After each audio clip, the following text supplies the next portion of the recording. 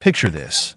You're baking cookies for the first time, and instead of just guessing how much sugar to add, you taste the dough, adjust, and try again. That's empiricism in action, learning from experience, not just ideas. Today, we're diving into this philosophy that's all about what we see, touch, and test. Any guesses about what empiricism is, Emma? Is it like trusting what you can observe instead of random thoughts? Nailed it. Empiricism says knowledge comes from sensory experience. What we see, hear, smell, touch, or taste. It's like saying, don't tell me the soup's good, let me try it. Instead of relying on pure reasoning or guesses, empiricists want evidence from the real world. Want to know who kicked this off? Yeah, who came up with it? Three big names stand out: John Locke, George Berkeley, and David Hume, all from the 17th and 18th centuries. Locke said our minds start as a blank slate. An experience, like a paintbrush, fills it with ideas. Berkeley took it further, saying reality itself depends on perception. Hume? He was all about doubting anything we can't verify with our senses. Picture them as detectives, demanding proof from the world. Okay, but what's a blank slate? I'm not sure I get that part. Good catch. Locke's blank slate means when you're born, your mind's empty, no built-in ideas. Everything you know comes from what you experience. Think of it like a new phone, no apps, no photos, until you start using it. Every idea, colors, sounds, even love, gets added by what you see and feel growing up. That makes sense. But how's that different from just learning stuff normally? Sharp question. Normal learning might mix guesses or traditions, like believing carrots improve eyesight because grandma said so. Empiricism's stricter. It says, show me the evidence. For example, an empiricist would test if carrots really help vision, maybe by checking people's eyes after eating them. It's like being a scientist in everyday life. Oh, so it's kind of like science? Is that the same thing? You're close.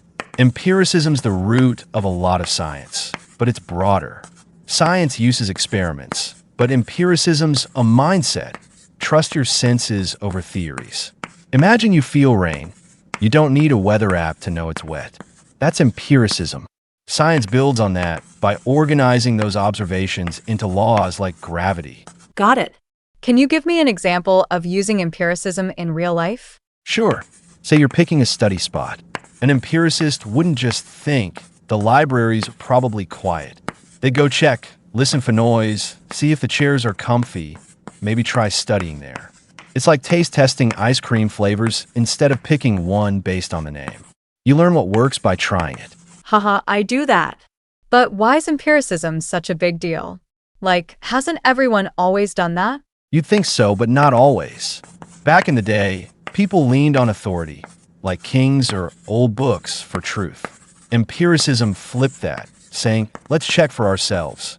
It was a game changer in the 1600s, sparking the scientific revolution.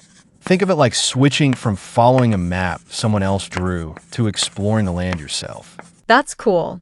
But what about stuff we can't see, like emotions or ideas? Great one.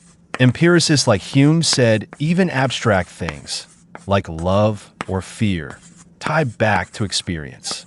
You know love because you felt your heart race or seen someone smile at you. It's like building a Lego castle. Every brick, even the fancy ones, comes from what you've touched or seen. If you can't trace it to experience, Hume say, hold up, is that real? Okay, but what if my experience is different from someone else's? Like, whose is right? Ooh, you're digging deep. Empiricism doesn't say one person's experience is right. It just says knowledge starts with what you observe. If you see a sunset as orange and your friend says it's pink, you're both working from your senses. An empiricist might say, let's compare notes. Maybe it's the light. It's like two chefs tasting the same soup, but describing it differently. That's kind of neat. But does empiricism work for everything? Like, big questions about life? It's super powerful, but it's got limits. Empiricism's great for stuff you can test, like does coffee keep you awake? But for big questions like, what's the meaning of life? It struggles. You can't exactly touch or measure meaning. Think of it like trying to weigh a cloud. It's real, but not something your senses can fully grab. Yeah, that makes sense. So, what do people say against it? Good catch.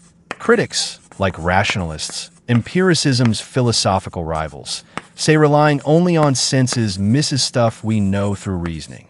For example, math. You don't need to see 2 plus 2 is equal to 4 to know it's true. Others worry senses can trick us, like mirages in a desert. It's like trusting a GPS that sometimes glitches. You might need a map, too. Oh, that's tricky. So, empiricism isn't always reliable? It's reliable for what it's good at, stuff you can observe. But yeah, senses aren't perfect. Hume admitted we can't be 100% sure about anything, even that the sun will rise tomorrow. But we act like it will because experience says so. It's like betting on a team that's won every game. You're not certain, but it's a solid guess. That's kind of wild. Is empiricism still important today? Oh, totally. It's the backbone of science. Think experiments, data, all that jazz. It's a medicine. Doctors test treatments to see what works. Even in tech, coders try features, see what users like. Empiricism's like the Wi-Fi of knowledge. You don't always see it, but it's connecting tons of what we do. Wow, I didn't realize it was everywhere. Any big downsides I should know? Fair question. Besides the limits I mentioned, like struggling with abstract stuff, some say empiricism can feel cold. It's all about evidence, so it might skip over feelings or beliefs that matter to people. Imagine analyzing a sunset only by its colors, not how it makes you feel. That's where critics say it misses the heart of things. Yeah, I can see that. So, how do I use empiricism without losing that other stuff? Love the thought. Use empiricism like a flashlight. It's great for seeing what's in front of you. Test ideas, try things out, but don't ignore your gut or values. For example, if you're choosing a career, check the job market. That's empiricism. But also ask, what makes me happy? It's like cooking. Measure the ingredients, but taste for soul. That's super helpful. Thanks, Professor. I think I'm getting it now. You're rocking it, Emma. Here's my tip. Next time you're curious about something, big or small, go explore it like an empiricist. Touch it, test it, see what's real. The world's your lab, so get out there and experiment with it.